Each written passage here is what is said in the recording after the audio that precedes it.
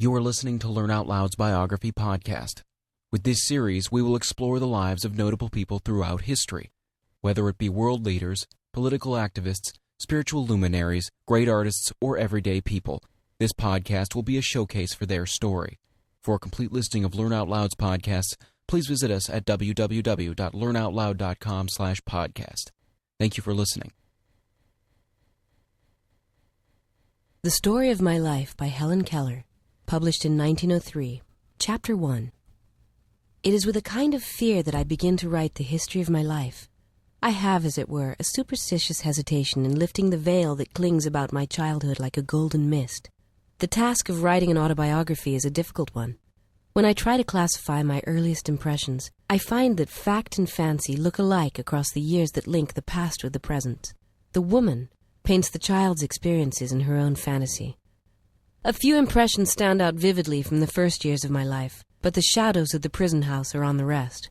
Besides, many of the joys and sorrows of childhood have lost their poignancy, and many incidents of vital importance in my early education have been forgotten in the excitement of great discoveries. In order, therefore, not to be tedious, I shall try to present in a series of sketches only the episodes that seem to me to be the most interesting and important. I was born on June 27, 1880, in Tuscumbia, a little town of northern Alabama.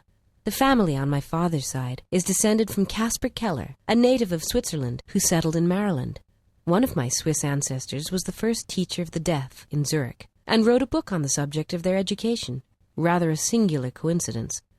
My grandfather, Caspar Keller's son, entered large tracts of land in Alabama and finally settled there. I've been told that once a year he went from Tuscumbia to Philadelphia on horseback to purchase supplies for the plantation, and my aunt has in her possession many of the letters to his family, which give charming and vivid accounts of these trips. My grandmother Keller was a daughter of one of Lafayette's aides, Alexander Moore, and granddaughter of Alexander Spotswood, an early colonial governor of Virginia. She was also second cousin to Robert E. Lee. My father, Arthur H. Keller, was a captain in the Confederate Army, and my mother, Kate Adams, was his second wife and many years younger. Her grandfather, Benjamin Adams, married Susanna E. Goodhue and lived in Newbury, Massachusetts for many years.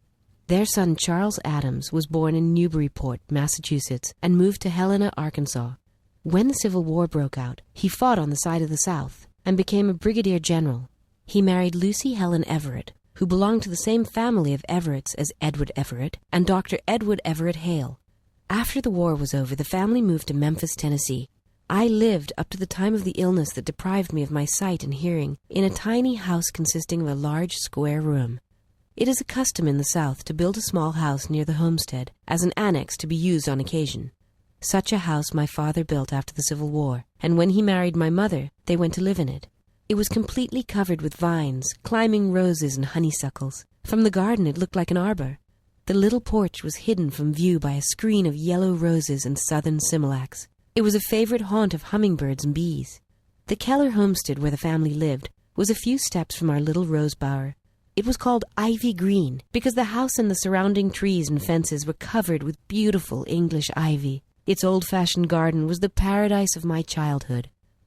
Even in the days before my teacher came, I used to feel along the square, stiff boxwood hedges, and guided by the sense of smell would find the first violets and lilies. There, too, after a fit of temper, I went to find comfort and to hide my hot face in the cool leaves and grass. What joy it was to lose myself in that garden of flowers, to wander happily from spot to spot until, coming suddenly upon a beautiful vine, I recognized it by its leaves and blossoms, and knew it was the vine which covered the tumble-down summer house at the farther end of the garden. Here also were trailing clematis, drooping jessamine, and some rare sweet flowers called butterfly lilies, because their fragile petals resemble butterfly wings. But the roses, they were the loveliest of all. Never have I found in the greenhouses of the north such heart-satisfying roses as the climbing roses of my southern home. They used to hang in long festoons from our porch, filling the whole air with their fragrance, untainted by any earthy smell. And in the early morning, washed in the dew, they felt so soft, so pure. I could not help wondering if they did not resemble the asphodels of God's garden. The beginning of my life was simple, and much like every other little life. I came, I saw, I conquered, as the first baby in the family always does. There was the usual amount of discussion as to a name for me. The first baby in the family was not to be lightly named. Everyone was emphatic about that. My father suggested the name of Mildred Campbell, an ancestor whom he highly esteemed, and he declined to take any further part in the discussion. My mother solved the problem by giving it as her wish that I should be called after her mother, whose maiden name was Helen Everett. But in the excitement of carrying me to church, my father lost the name on the way, very naturally, since it was the one in which he had declined to have a part. When the minister asked him for it, he just remembered that it had been decided to call me after my grandmother, and he gave her name as Helen Adams. I am told that while I was still in long dresses, I showed many signs of an eager, self-asserting disposition. Everything I saw other people do, I insisted upon imitating. At 6 months, I could pipe out, "How do ye?" And one day I attracted everyone's attention by saying, "Tea, tea, tea," quite plainly. Even after my illness, I remembered one of the words I had learned in these early months. It was the word water, and I continued to make some sound for that word after all other speech was lost. I ceased making the sound wah-wah only when I learned to spell the word. They tell me I walked the day I was a year old. My mother had just taken me out of the bathtub and was holding me on her lap when I was suddenly attracted by the flickering shadows of leaves that danced in the sunlight on the smooth floor. I slipped from my mother's lap and almost ran toward them. The impulse gone, I fell down and cried for her to take me up in her arms. These happy days did not last long. One brief spring, musical with the song of robin and mockingbird, one summer rich in fruit and roses, one autumn of gold and crimson sped by and left their gifts at the feet of an eager, delighted child. Then, in the dreary month of February, came the illness, which closed my eyes and ears and plunged me into the unconsciousness of a newborn baby. They called it acute congestion of the stomach and brain. The doctor thought I could not live. Early one morning, however, the fever left me as suddenly and mysteriously as it had come. There was great rejoicing in the family that morning, but no one, not even the doctor, knew that I should never see or hear again. I fancy I still have confused recollections of that illness. I especially remember the tenderness with which my mother tried to soothe me in my waking hours of fret and pain, and the agony and bewilderment with which I awoke after a tossing half-sleep, and turned my eyes so dry and hot to the wall, away from the once-loved light which came to me dim and yet more dim each day. But except for these fleeting memories, if indeed they be memories, it all seems very unreal, like a nightmare. Gradually I got used to the silence and darkness that surrounded me, and forgot that it had ever been different, until she came, my teacher, who was to set my spirit free. But during the first 19 months of my life, I had caught glimpses of broad green fields, a luminous sky, trees and flowers which the darkness that followed could not wholly blot out. If we have once seen, the day is ours, and what the day has shown. You are listening to Learn Out Loud's Biography podcast. With this series, we will explore the lives of notable people throughout history, whether it be world leaders, political activists, spiritual luminaries, great artists, or everyday people. This podcast will be a showcase for their story. For a complete listing of Learn Out Loud's podcasts, please visit us at www.learnoutloud.com/podcast. Thank you for listening.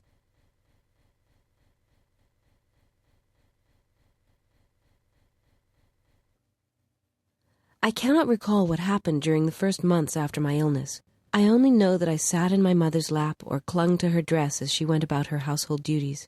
My hands felt every object and observed every motion, and in this way I learned to know many things. Soon I felt the need of some communication with others and began to make crude signs. A shake of the head meant no, and a nod yes. A pull meant come, and a push go.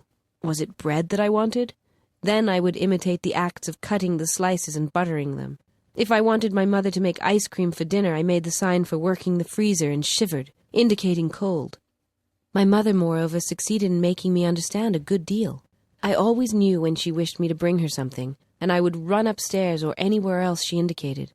Indeed, I owe to her loving wisdom all that was bright and good in my long night. I understood a good deal of what was going on about me. At 5, I learned to fold and put away the clean clothes when they were brought in from the laundry, and I distinguished my own from the rest. I knew by the way my mother and aunt dressed when they were going out, and I invariably begged to go with them. I was always sent for when there was company, and when the guests took their leave. One day some gentleman called on my mother, and I felt the shutting of the front door, and other sounds that indicated their arrival. On a sudden thought, I ran upstairs before anyone could stop me to put on my idea of a company dress. Standing before the mirror as I'd seen others do, I anointed mine head with oil and covered my face thickly with powder. Thus attired, I went down to help entertain the company.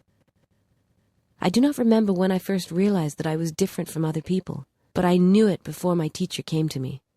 I had noticed that my mother and her friends did not use signs as I did when they wanted anything done, but talked with their mouths.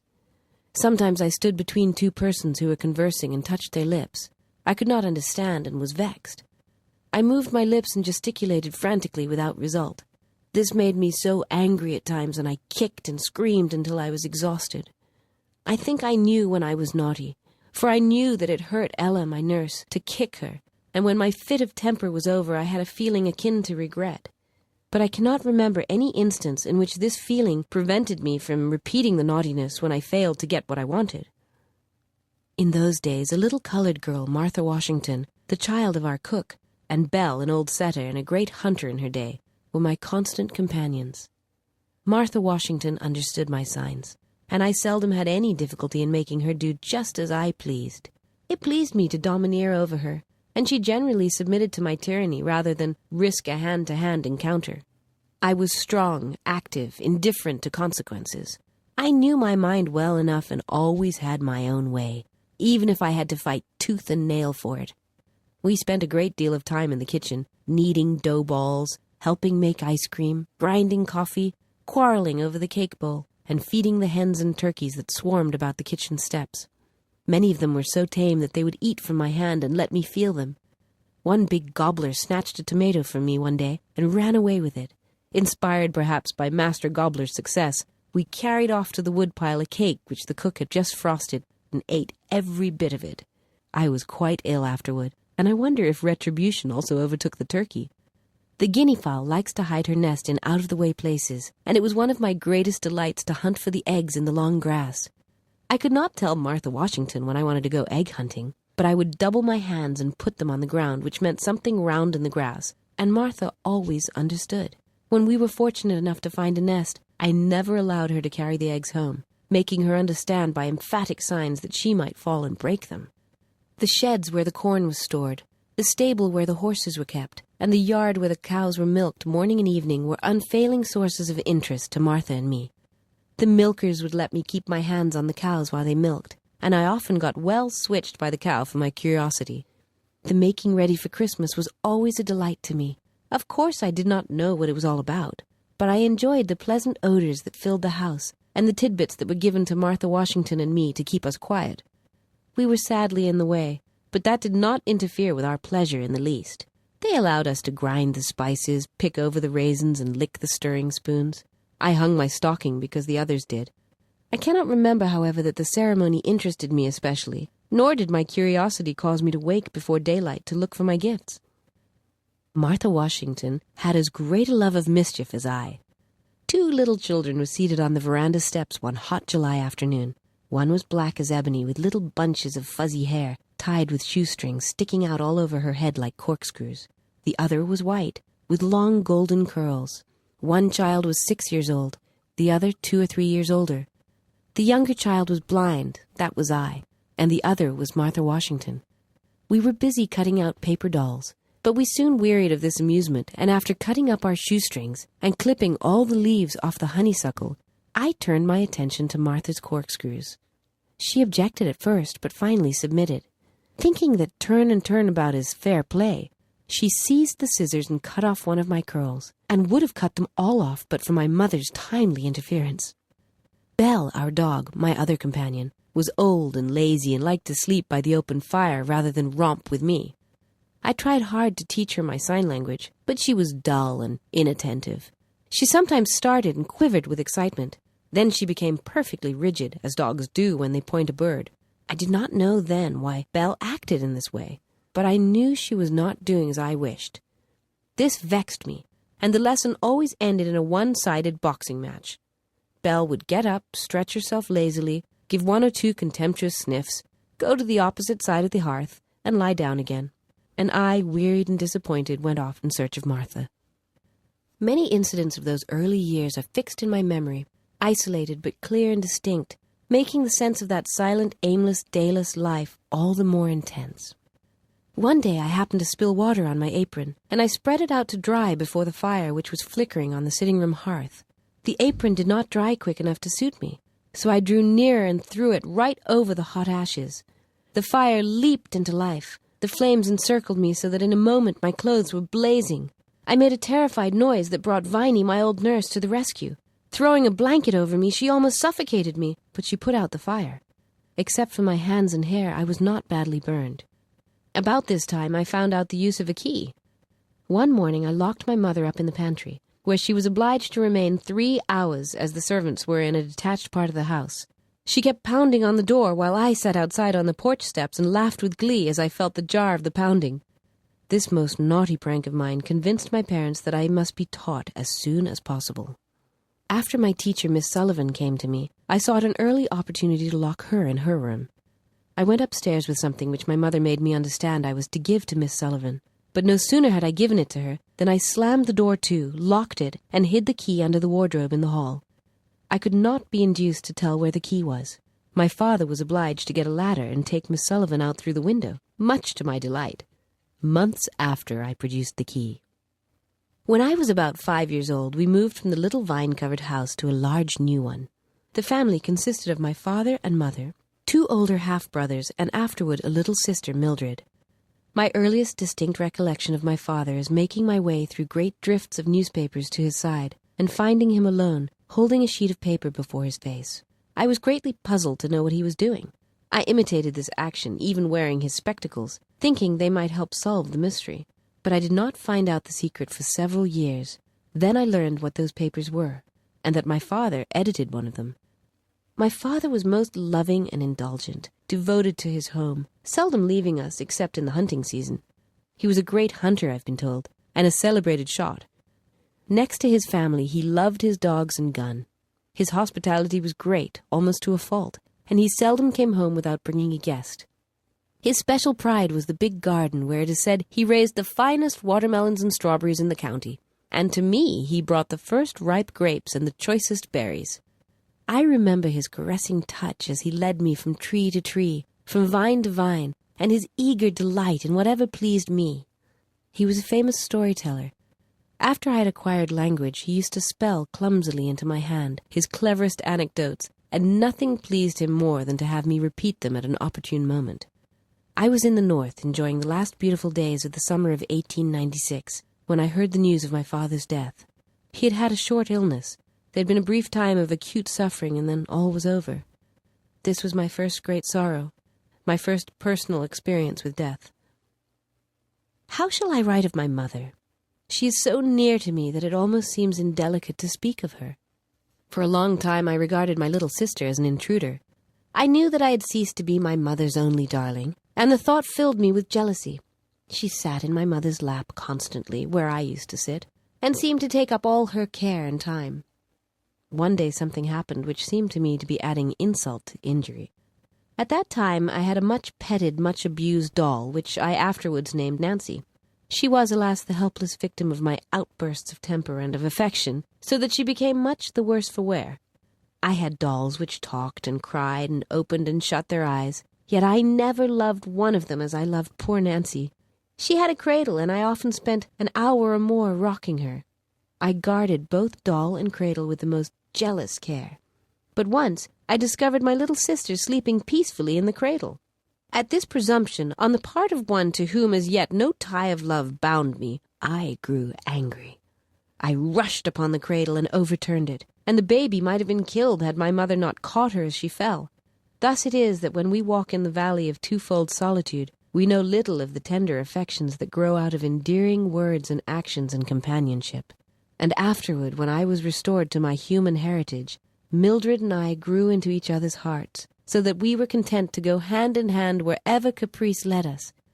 Although she could not understand my finger language, nor I her childish prattle. Meanwhile, the desire to express myself grew. The few signs I used became less and less adequate, and my failures to make myself understood were invariably followed by outbursts of passion.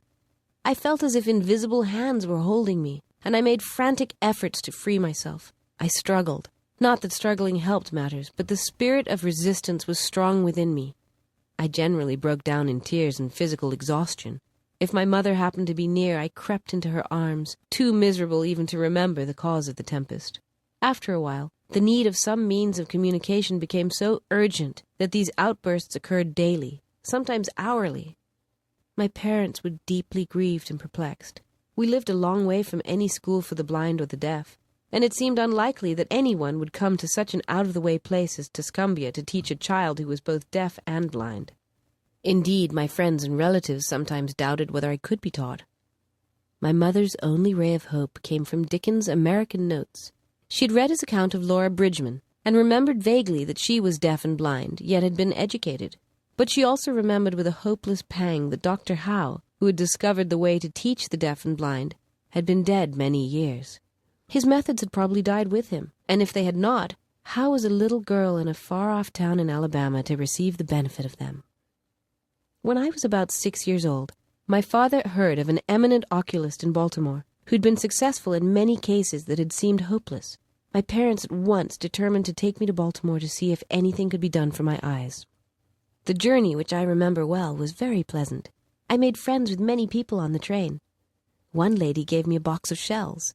My father made holes in these so I could string them, and for a long time they kept me happy and contented.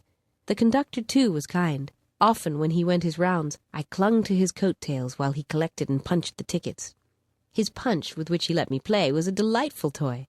Curled up in a corner of the seat, I amused myself for hours making funny little holes in bits of cardboard. My aunt made me a big doll out of towels. It was the most comical shapeless thing, this improvised doll with no nose, mouth, ears, or eyes. Nothing that even the imagination of a child could convert into a face. Curiously enough, the absence of eyes struck me more than all the other defects put together. I pointed this out to everyone with provoking persistency, but no one seemed equal to the task of providing the doll with eyes. A bright idea, however, shot into my mind, and the problem was solved. I tumbled off the seat and searched under it until I found my aunt's cape, which was trimmed with large beads.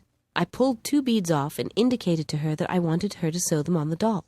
She raised her hand to my eyes in a questioning way, and I nodded energetically.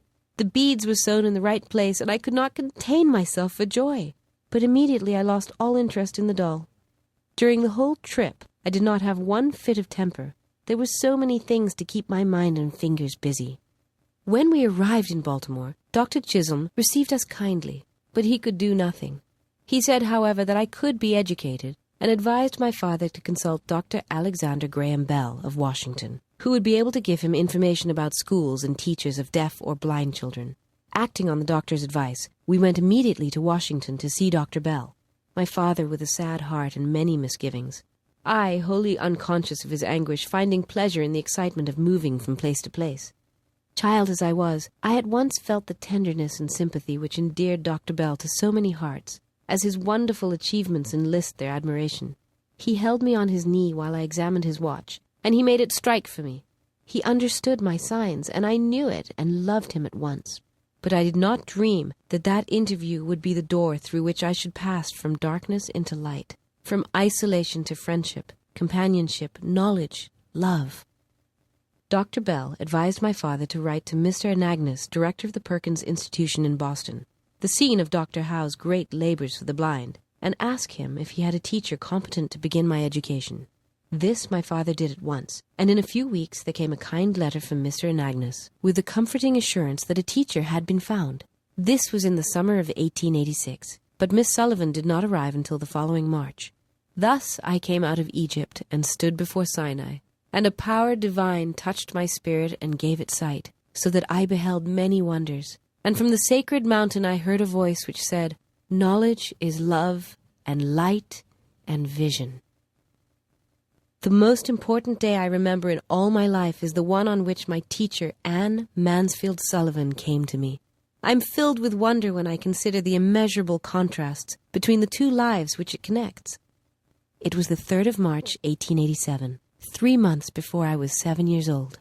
On the afternoon of that eventful day, I stood on the porch, dumb, expectant. I guessed vaguely from my mother's signs, and from the hurrying to and fro in the house, that something unusual was to happen. So I went to the door and waited on the steps.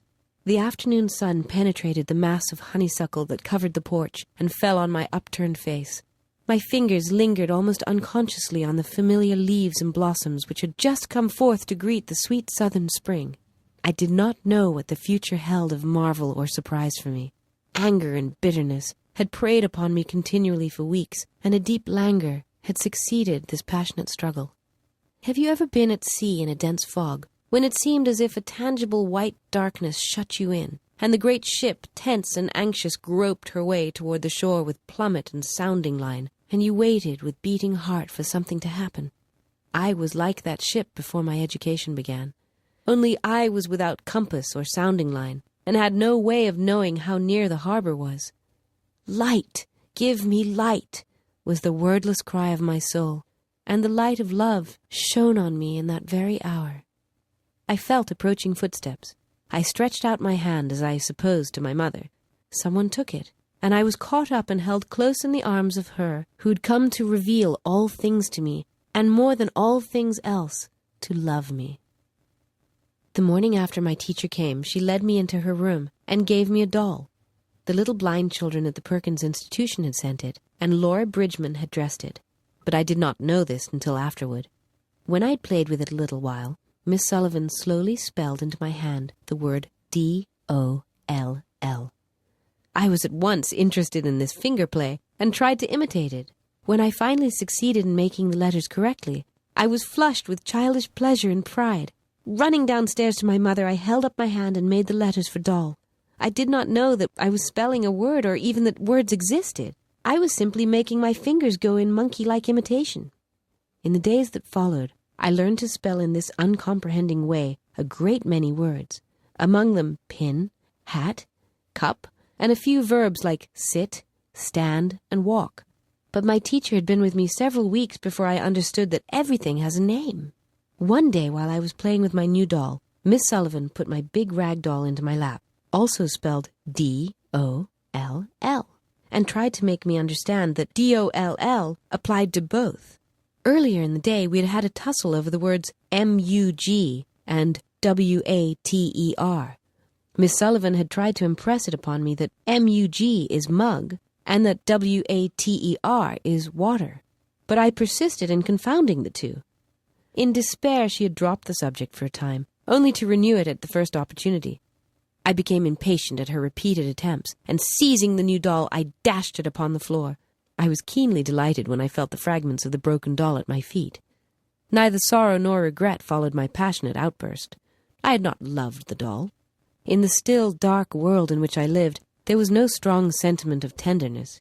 I felt my teacher sweep the fragments to one side of the hearth, and I had a sense of satisfaction that the cause of my discomfort was removed. She brought me my hat, and I knew I was going out into the warm sunshine. This thought, if a wordless sensation may be called a thought, made me hop and skip with pleasure. We walked down the path to the well house, attracted by the fragrance of honeysuckle with which it was covered. Someone was drawing water, and my teacher placed my hand under the spout. As the cool stream gushed over one hand, she spelled into the other the word water. First slowly, then rapidly. I stood still, my whole attention fixed upon the motions of her fingers. Suddenly I felt a misty consciousness as of something forgotten, a thrill of returning thought, and somehow the mystery of language was revealed to me. I knew then that W-A-T-E-R meant the wonderful, cool something that was flowing over my hand. That living word awakened my soul, gave it light, hope, joy, set it free. There were barriers still, it is true, but barriers that could in time be swept away. I left the well house eager to learn. Everything had a name, and each name gave birth to a new thought. As we returned to the house, every object which I touched seemed to quiver with life. That was because I saw everything with a strange new sight that had come to me. On entering the door, I remembered the doll I had broken. I felt my way to the hearth and picked up the pieces. I tried vainly to put them together, and then my eyes filled with tears, for I realized what I had done. And for the first time, I felt repentance and sorrow. I learned a great many new words that day. I do not remember what they all were, but I do know that my mother, father, sister, teacher were among them.